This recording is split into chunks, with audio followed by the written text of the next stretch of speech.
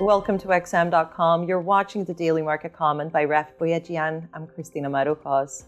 There was no escaping the political drama at Westminster as the pound remains gripped by the unfolding crisis sparked by the Truss government's irresponsible policies.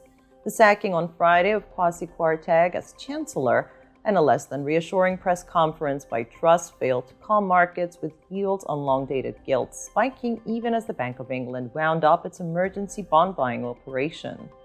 The focus now is on the new Finance Minister Jeremy Hunt's statement at 10 o'clock GMT, where he will outline some of the measures from the medium-term fiscal plan, which will be announced in more detail on October 31st.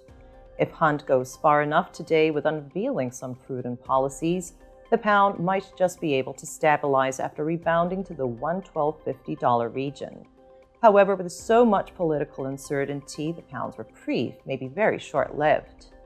The US dollar, meanwhile, fell back slightly on Monday as the 10-year Treasury yield slipped a few basis points below 4%. US data once again surprised on the upside last week, and some Fed officials have started to actively talk about the possibility of a higher terminal rate, and a 75 basis points rate hike is looking increasingly likely not just in November, but in December too.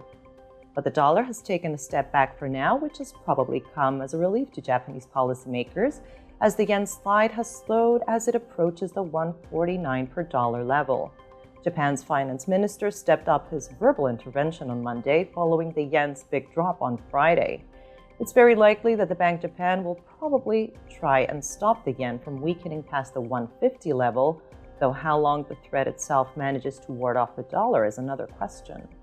Nevertheless, it's been a relatively calmer start to the week, with some cautious risk appetite providing a much-needed boost to battered equity markets.